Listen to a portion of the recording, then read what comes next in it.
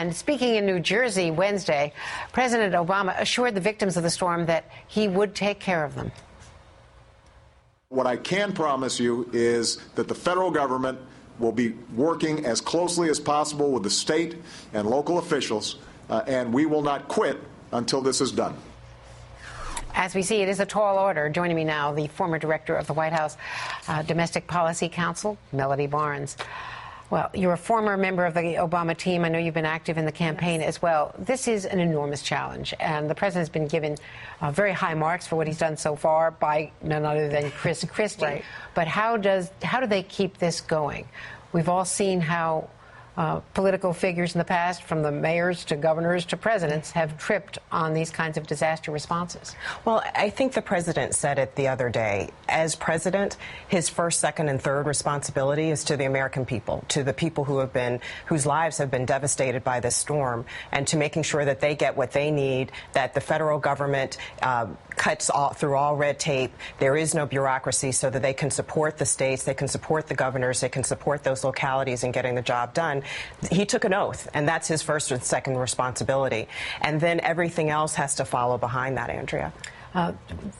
Chris Cillizza was saying earlier from the Washington Post that they have now put Ohio from lean Democrat to toss-up, where it's been on other battleground maps as well for quite some time.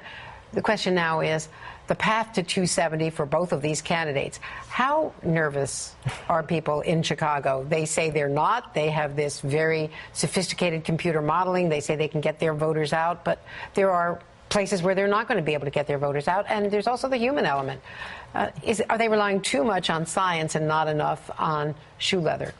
Oh, absolutely not. I mean, I think one of the hallmarks of the 2008 campaign was the ground game. People on the ground who had been in neighborhoods, been in communities, talking to people, and able to go back and knock on doors and get people out to vote.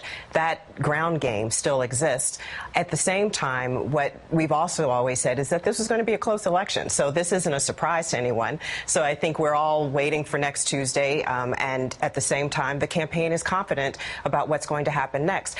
Part of the confidence, I believe, comes from the early voting and what we've seen. Ohio, you mentioned Ohio.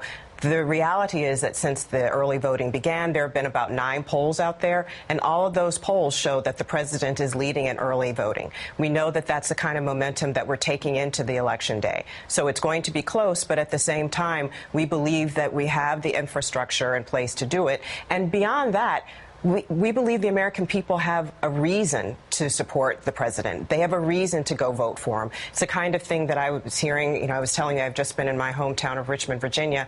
As I listen to people, as I overhear conversations, as people engage me, I hear that they want this president to be reelected. And that's one of the battleground states as well. Of course, the Romney campaign says that they have the advantage in many of these states. They say that they have an advantage in early voting that has not been properly counted, both sides claiming the same voters, and that to a certain extent people who are counted voting early are simply robbing the bank of voters who are actually going to vote on election day. So it's not necessarily something that you can take for granted. Well, we're not taking anyone for granted, but I believe that what this shows is momentum. And at the same time, you have issues like, this Jeep ad and the Romney campaign dabbling in misinformation that tells voters that have yet to go to the polls, this is the kind of campaign he's running, this is the kind of person that you can vote for versus the president. And many people have said to me, the president, with regard to health care and education, the economy coming back, consumer confidence going up, these are the reasons that we believe that he should be reelected. So I think we're not taking anyone for granted, but at the same time, we see momentum moving in the right direction in what will be a very close election. Thank you so much, Melody Barnes. Good to see you again. Great.